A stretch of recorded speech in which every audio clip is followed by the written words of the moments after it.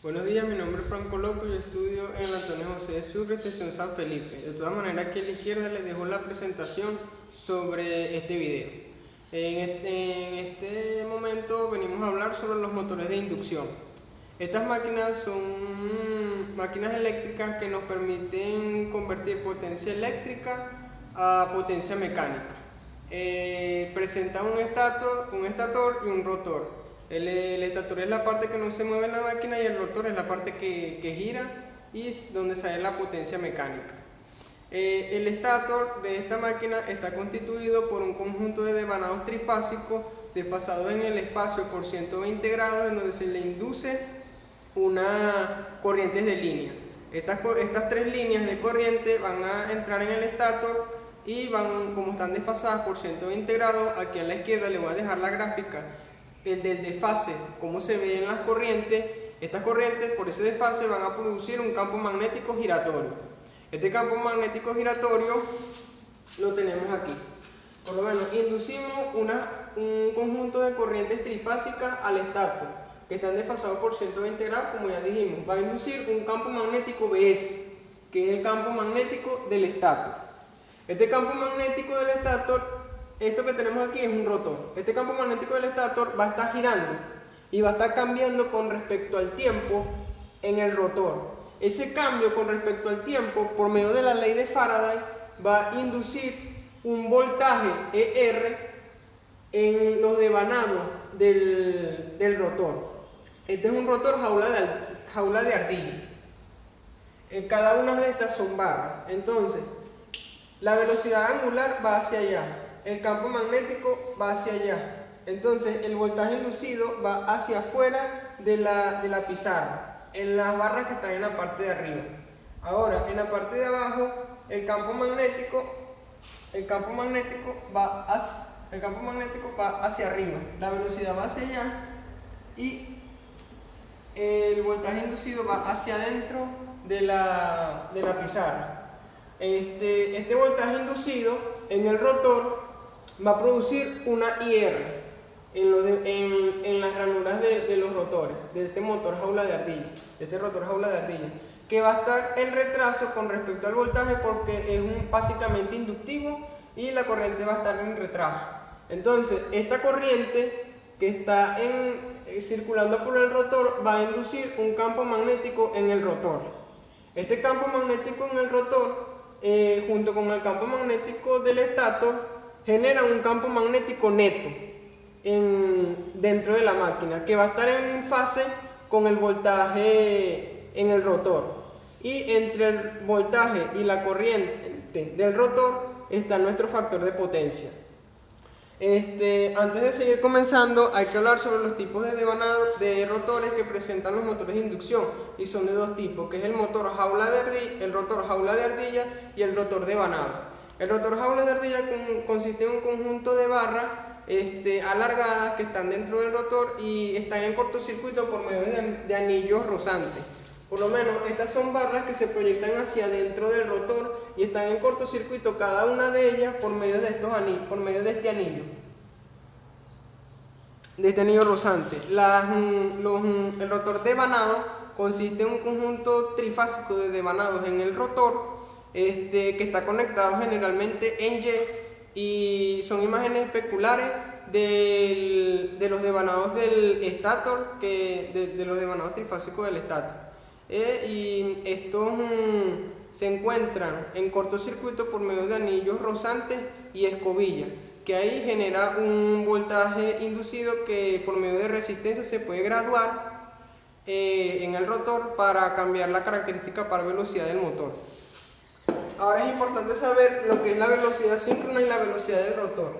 La velocidad síncrona es la velocidad de los campos magnéticos del estator y la velocidad del campo magnético del rotor. Y esta va a ser la velocidad del rotor. Para que haya un voltaje inducido debe haber una diferencia de campo magnético. Porque si no hay una diferencia no se va a cumplir la ley de Faraday y no va a haber voltaje inducido. Entonces, la velocidad síncrona son una constante que son de 120, la frecuencia eléctrica del estator que son de generalmente 50-60 Hz, el número de polos de la máquina. Esta va a ser mi velocidad síncrona.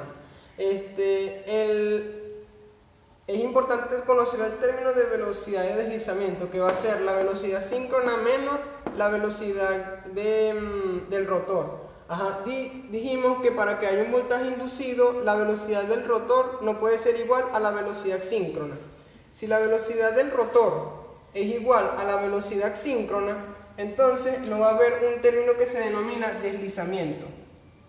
El deslizamiento va a ser igual a cero, porque no va a haber diferencia entre el rotor y los campos magnéticos BS y BR. Entonces el deslizamiento va a ser cero y nuestra frecuencia del rotor va a ser igual a cero. Ahora, cuando el campo magnético del rotor es diferente, cuando la velocidad del rotor es diferente a la velocidad síncrona, ahí sí va a haber una diferencia entre el flujo de campo magnético, y como hay una variación, va a haber un voltaje inducido. Y este voltaje inducido me va a permitir que haya un campo magnético del rotor, una IR, una ER y el factor de potencia. La velocidad de deslizamiento se puede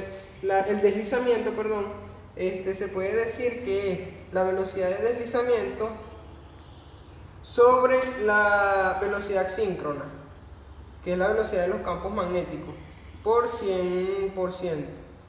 Entonces, básicamente el rotor va a perseguir los campos magnéticos BS y BR, que ellos van a ir a una velocidad síncrona, y el rotor va a ir a una velocidad un poquito menor. Para ir adelantando, la variación de la velocidad en un motor depende de dos factores. Para yo poder variar mi velocidad en el motor, es la velocidad del rotor que hay que variar. Pero como sabemos que la velocidad del rotor siempre va a ir cerca, persiguiendo a la velocidad síncrona, entonces al yo variar la velocidad síncrona, estoy variando la velocidad del rotor. Para yo poder variar la velocidad síncrona, lo tenemos que remitir a esta fórmula. Al yo cambiar la frecuencia eléctrica que meto en el estator, por lo menos si es de 50 Hz, para yo variar la velocidad le pongo una frecuencia de 30 Hz, va a reducir la velocidad síncrona. Y el número de polos del rotor. Cambiando el número de polos puedo cambiar la velocidad síncrona. Estos son dos métodos, que son métodos de polos consecuentes y métodos de polos del rotor del estator, y polos del estator. Para yo variar la frecuencia tengo que variar también la magnitud del voltaje de entrada, ya que si, por lo menos, vamos aquí, ya que si este es el voltaje de entrada, entonces yo quiero variar la frecuencia, pero yo también tengo que variar la magnitud del voltaje. Porque yo tengo que variar la magnitud del voltaje para que no haya una corriente muy grande en los devanados del estator y se induzca una corriente de magnetización muy grande que puede dañar los devanados del estator. Entonces, cuando yo varío la frecuencia, también tengo que variar la magnitud del voltaje. Este método se llama degradación. Bueno, ahora venimos con el circuito equivalente del motor de inducción. Es muy parecido al circuito equivalente del transformador, porque es una acción transformadora, ya que el voltaje y las corrientes del estator se inducen en el rotor. Por eso es que es un motor de excitación única, porque solo requiere de excitación del estator, y eso es una acción transformadora. Y presenta la resistencia de cobre, la reactancia de dispersión, la corriente, la RC, que representa las pérdidas por corrientes parásitas, histéresis, dispersión en el rotor, y las pérdidas de cobre en el rotor. Como vemos, difiere del circuito del transformador porque están en cortocircuito las terminales, es decir, que no hay salida mecánica de potencia, no hay salida eléctrica de potencia, sino salida mecánica. La otra diferencia con el circuito equivalente del rotor del transformador es que la frecuencia del voltaje de entrada, que es en el primario del transformador, en este caso el estator, va a ser diferente a la frecuencia de salida del secundario, que en este caso es el rotor, algo que no sucede en el transformador. Aquí venimos un diagrama de flujo de potencia en el rotor, que en la presentación de este video lo vamos a encontrar con el diagrama de flujo. Presenta una potencia de entrada. Esta potencia de entrada se pierde, que es potencia eléctrica, se pierde en la potencia por el cobre del estator, que es la pérdida de potencia por el calentamiento y efecto Joule. La pérdida de potencia en el núcleo, la pérdida de potencia en el entrehierro, que es lo que el entrehierro es la mayor diferencia entre el circuito equivalente del motor y del transformador, ya que el transformador no presenta entrehierro. Los dos devanados están unidos por medio de un núcleo común, en cambio aquí no. Por eso es que en la gráfica que tenemos aquí a continuación podemos ver la diferencia de la curva de magnetización del flujo con respecto de la fuerza magnetomotriz con respecto al flujo en un motor y en un rotor, en un motor y en un transformador. Luego vienen las pérdidas de potencia en el entrehierro, las pérdidas de potencia en el cobre del rotor. Aquí se convierte la corriente en eléctrica a mecánica, que es la potencia convertida. Esta potencia mecánica va a hacer girar el rotor y van a haber pérdidas por fricción y por rozamiento con el aire. Luego vienen las pérdidas misceláneas y luego ahí sí tengo la potencia de salida, que es nuestro par general. Las pérdidas en el núcleo, las pérdidas por fricción y rotación y las misceláneas se denominan pérdidas rotacionales. Estas pérdidas rotacionales, conforme varía la carga, varía la rotación, pero ellas van a permanecer constantes, ya que las pérdidas en el núcleo aumentan cuando la rotación disminuye, cuando la rotación del motor disminuye, y las pérdidas por fricción disminuyen cuando la rotación disminuye, y las misceláneas también disminuyen cuando la rotación disminuye. Entonces, como hay un cambio diferente entre esta potencia y estas potencias, este cambio con estos cambios se compensan, y por eso es que siempre va a ser constante. Luego venimos ahora con los arrancadores del motor de inducción. Vamos primero por aquí, en donde podemos ver las bobinas del rotor, porque podemos hacer un arranque del motor por medio de arranque estrella-triángulo. Esto se hace para que la corriente de arranque no sea muy grande y dañe los devanados. En la figura de la izquierda podemos ver el tipo de arranque y el circuito de estrella-triángulo. ¿Cómo consiste esto? Cuando las bobinas están en estrellas, esta es una bobina de 6 puntas, es decir, que se conectan así.